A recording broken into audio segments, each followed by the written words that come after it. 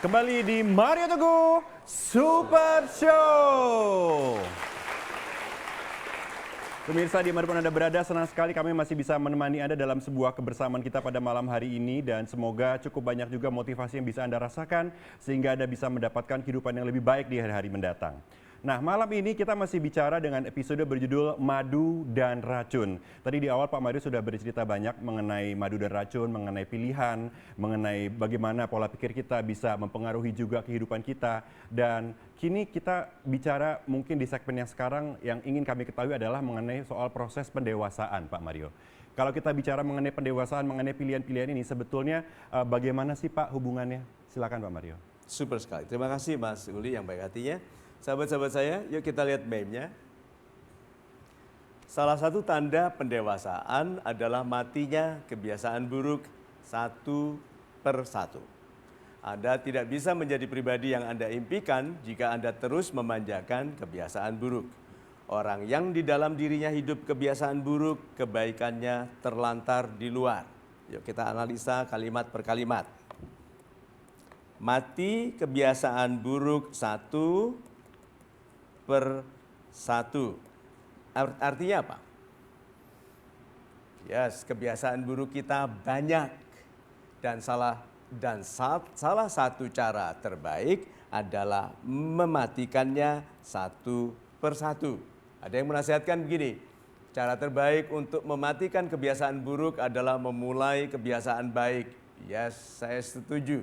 Karena pada waktu kita melakukan kebaikan, kita tidak punya waktu melakukan keburukan. Nah, yang kedua, Anda tidak bisa menjadi pribadi yang Anda impikan jika Anda terus memanjakan. Kalau kita memanjakan.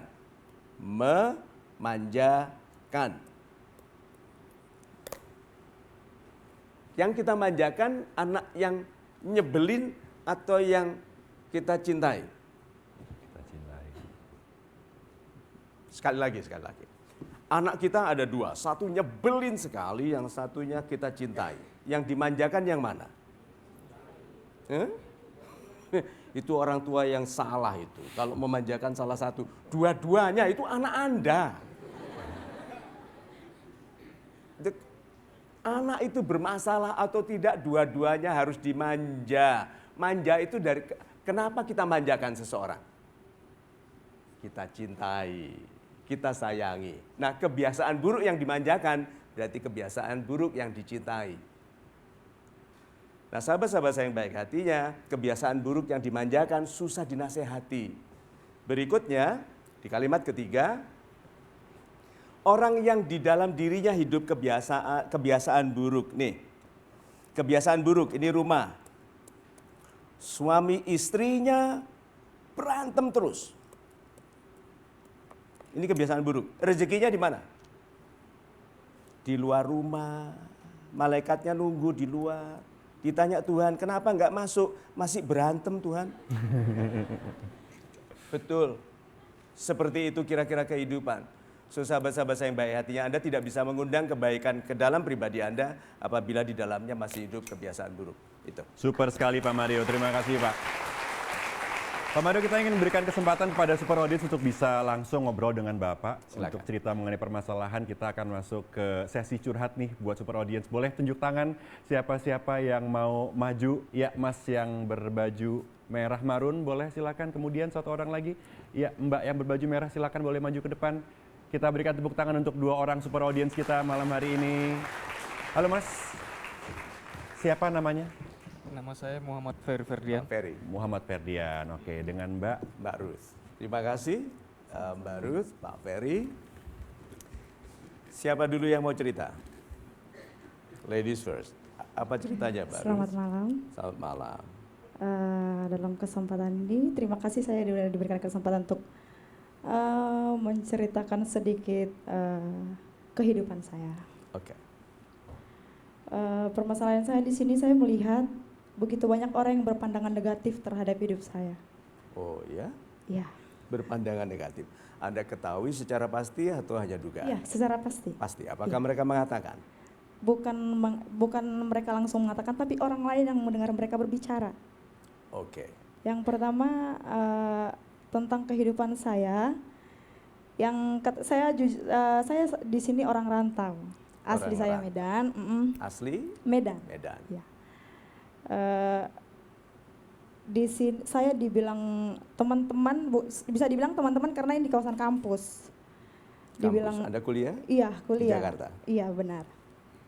Dibilang pekerjaan saya yang tidak benar,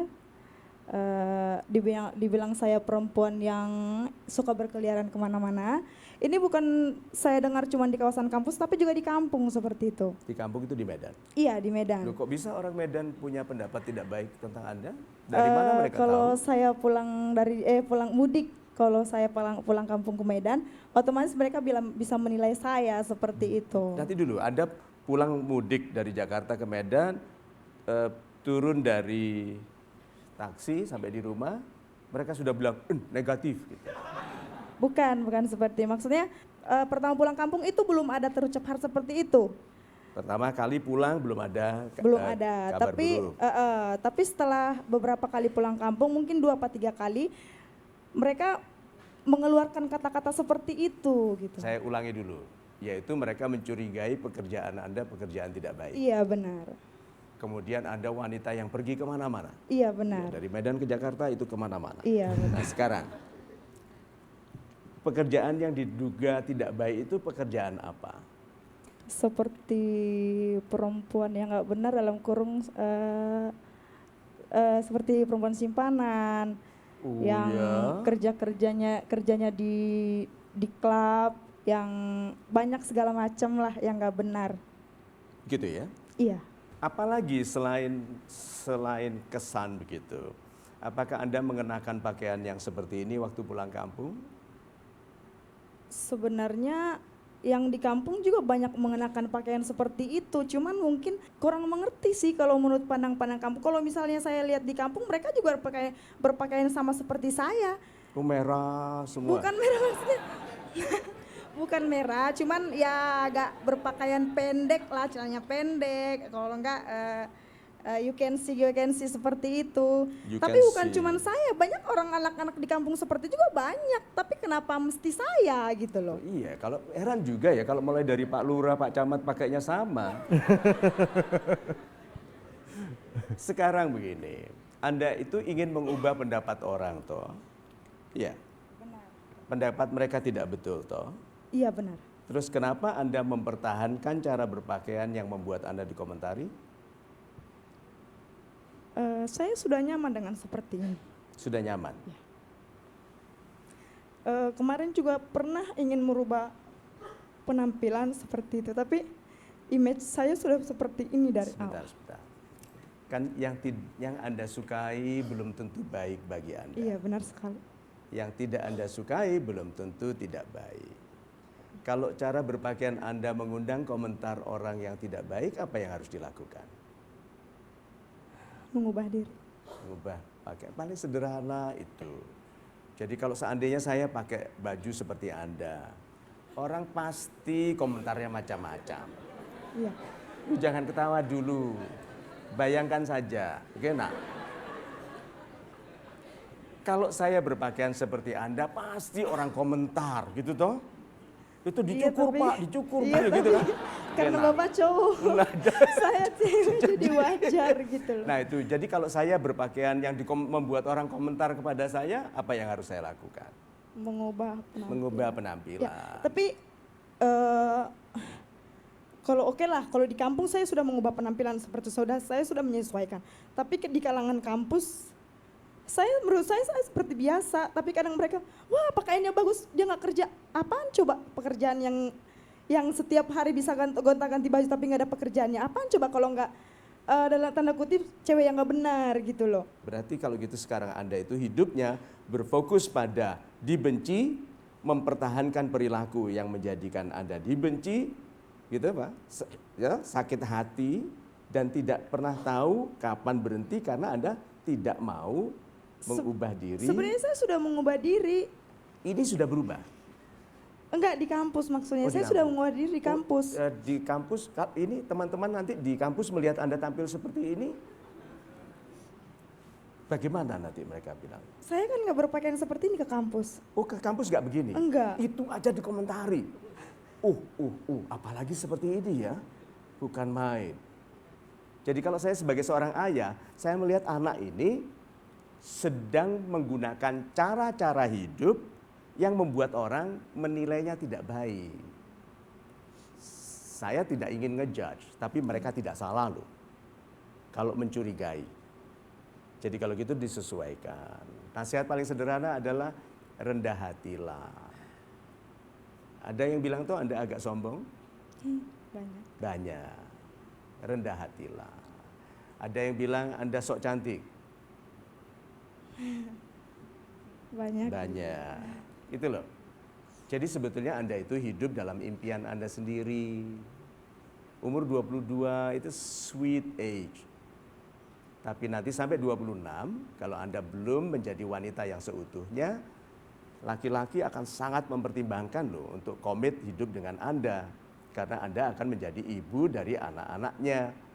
Nah kalau ibunya sekarang mempertahankan cara berpakaian yang membuat dia dinilai buruk, bagaimana cara dia didik anak-anaknya nanti? Ya, saya melihat Anda menangis tadi itu sebagai perasaan menderita. Betul. Tapi tidak semua orang yang menangis, menangisi sesuatu yang tepat. Ya. Ya.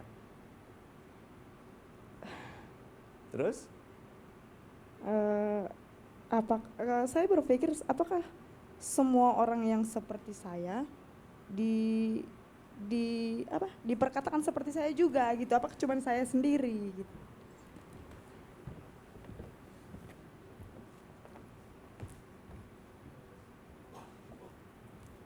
Komentar Anda Pak, untuk Mbak Ruth.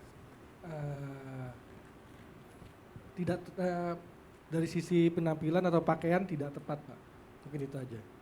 Tadi saya juga sama sebelah juga diskusi juga. Oh sudah diskusi? Sudah diskusi Pak. Ya mungkin harus memantaskan diri Pak Gitu ya? di tempat yang. Super, coba berikan ke teman diskusi tadi. Oke. Jadi apa komentar Bapak? Citra diri kita itu tercipta karena apa yang kita kenakan kebanyakan. Good, super. Terakhir wanita juga, apa nasihatnya? Ya nasihatnya ya kalau bisa diubahlah penampilannya. Kenapa penampilannya kenapa?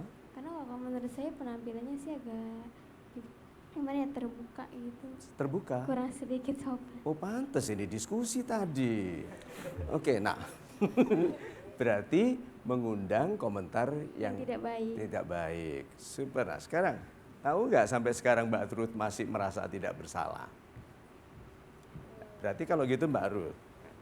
Enggak sih, kalau dalam hal ini oke. Tapi yang saya pikirkan sekarang, apakah jika saya mengubah penampilan, pandangan orang akan berbeda seperti itu? Tidak. Tidak. Karena yang menjadikan mereka komentar buruk tentang Mbak Ruth bukan hanya penampilan. Banyak orang penampilannya seperti Mbak Ruth. Tapi cara bicara Mbak Ruth, sikap Mbak Ruth, itu. Ya, jadi kalau begitu ikuti saja dulu komentar yang mengharapkan kebaikan. Karena mereka tidak mungkin 100% salah seperti Mbak Ruth, tidak mungkin 100% benar. Ya. Oke, sementara itu dulu kita berikan tepuk tangan.